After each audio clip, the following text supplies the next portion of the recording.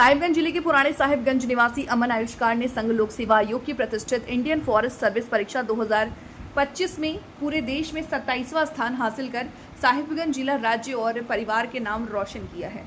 उनकी इस उपलब्धि से पूरे साहिबगंज में खुशी और गर्व का माहौल है। अमन एक साधारण परिवार से आता है। उनकी माता गृहिणी हैं, जबकि पिता पेशे से ट्यूबर हैं।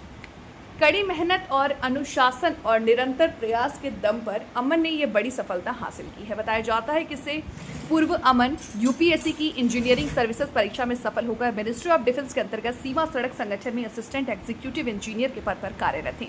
अपने कार्यकाल के दौरान उन्होंने कई उल्लेखनीय कार्य किए, जिसके लिए वर्ष 2020 में उन्हें आर्मी मेडल से भी सम्मानित किया गया। करीब 4 वर्षों तक केंद्रीय सेवा में कार्य करने के बाद उन्होंने ऑल इंडिया सर्विसेज में जाने का लक्ष्य तय किया और इसके लिए लगातार तैयारी शुरू रखी।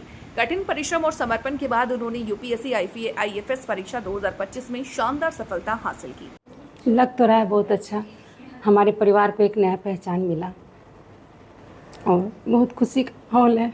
मेरा बेटा तो पहले से भी क्लास 1 ऑफिसर था, लेकिन वो जॉब छोड़ के और फिर तैयारी करना, ये उसके लिए बहुत बड़ा उपलब्धि था कि मेरा बेटा ये सब चीज़ करने के लिए तैयार हुआ दोबारा पढ़ाई के लिए।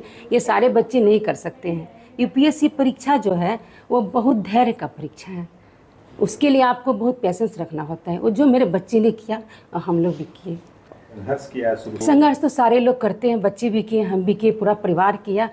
और आजकल के बच्चे को करना चाहिए। नए ये युवा पीढ़ी के बच्चे लोग को ऐसा सोचना चाहिए कि जो किया अमन वैसा सब करें। एक जॉब छोड़ के, वो भी क्लास 1 ऑफिसर का जॉब छोड़ के, और हमारे बच्चे ने ऐसा किया तो हम लोग को बहुत प्राउड हो रहा है। परिवार तो क्या सहयोग बोलेगा कि सरकारी नौकरी छोड़ना चाहिए, नहीं छोड़ना चाहिए, वो तो क्लास 1 ऑफिसर था, ये ऐसा नहीं करना चाहिए, ये सब होता है और क्या बोलेगा आदमी। लेकिन हम लोग बोले नहीं चलिए कोई बात नहीं है, एक बार ऐसा मेहनत करने के लिए है और आगे भी अभी करेगा मेरा बेटा। ये चीज़ से भी हार नहीं मानना है हमको, अभी और आगे करना है और इसमें भी इतना अच्छा करना है कि अब नहीं बता सकते। इसके लिए तो आप लोग समझ ही रहे हैं।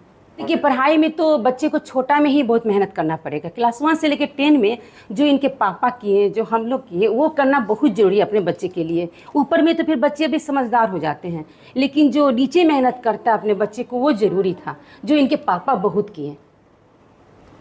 बहुत ज़्यादा शुक्रगुजार हूँ सभी का, जिन्होंने मेरे इस तैयारी के दौरान मेरी हमेशा मदद की। तो पहले हमने 2018 में कॉलेज से पास आउट होने के बाद मास्टर्स IIT दिल्ली से करने के बाद इंजीनियरिंग सर्विसेज क्लियर किया था और इसके समक्ष हमें रक्षा मंत्रालय में असिस्टेंट एग्जीक्यूटिव इंजीनियर का नौकरी मिला था। कैलाश मानसरोवर रोड हमने ही कंस्ट्रक्ट किया था। लेकिन काम करने के दौरान जब हम पिथौरागढ़ के फॉरेस्ट और सिविल एडमिनिस्ट्रेशन से मिले, प्रशासन से मिले, तो हमें लगा कि ज़िंदगी में और भी एक आगे स्टेप बढ़ सकते हैं।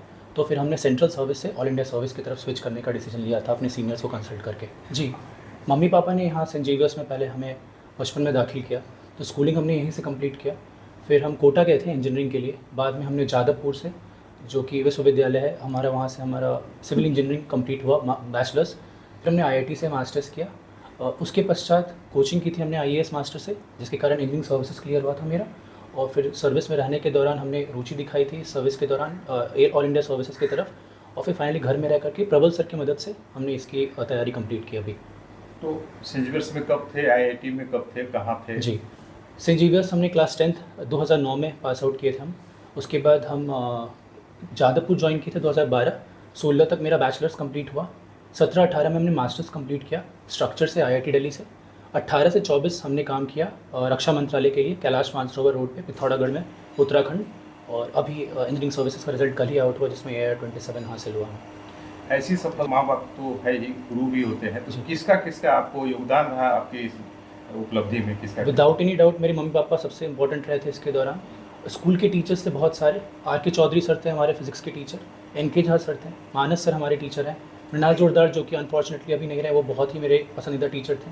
श्रीवास्तवा मैम थी, और कुछ टीचर्स के नाम हम भूल रहे होंगे बट हमारे स्कूल के टीचर्स रहे। जादवपुर में शिवनाथ चक्रवर्ती सर ने बहुत इंपॉर्टेंट रोल प्ले किया, और DB चैटर्जी सर ने काफ़ी इंपॉर्टेंट रोल प्ले किया। मेरे सर्विस के दौरान कर्नल गुरतेज, ब्रिगेडियर विमल गोस्वामी, इन्होंने काफ़ी इंपॉर्टेंट रोल प्ले किया था। और अभी प्रबल गर्ग सर ने प्राइमरीली मुझे बहुत गाइड किया इस सर्विस के दौरान और रुचि दिखाने में मदद दिया इस इंडियन फॉरेस्ट सर्विस की तरफ, जो कि नेचर की वेरी क्लोज सर्विस है। इस जर्नी में जाने के लिए मेरा इंस्पिरेशन हमारे एक डॉल्फिन मैन है पटना के, उनसे मेरा काफ़ी ज़्यादा इंस्पिरेशन था। उन्होंने डॉल्फिन बचाने के लिए, जो हमारे सोर्स होते हैं गंगा नदी में आप प्रोजेक्ट डॉल्फिन के बारे में जानते ही होंगे। इनफैक्ट साहिबगंज में हमारा सेकंड डॉल्फिन सेंचुरी भी आने वाला है। तो वो एक काफ़ी बड़े मोटिवेशन थे मेरे लिए इस सर्विस के प्रति जाने के लिए। प्रबल सर ऑब्वियसली उनसे सीखा काफ़ी कुछ, उनसे बात करके तो हमें लगा कि काफ़ी ही मतलब प्रिस्टीन सर्विस है हमारा इंडियन फॉरेस्ट सर्विस, भारतीय वन सेवा। विश्व में हम अभी ट्रेनिंग करेंगे लबासना से। इसके बाद Indira Gandhi national forest academy में अपना 1.5 साल का ट्रेनिंग करके होपफुली झारखंड को आगे वन संरक्षण और जैव परिवर्जन में हम कंट्रीब्यूट कर पाएंगे वाइल्ड लाइफ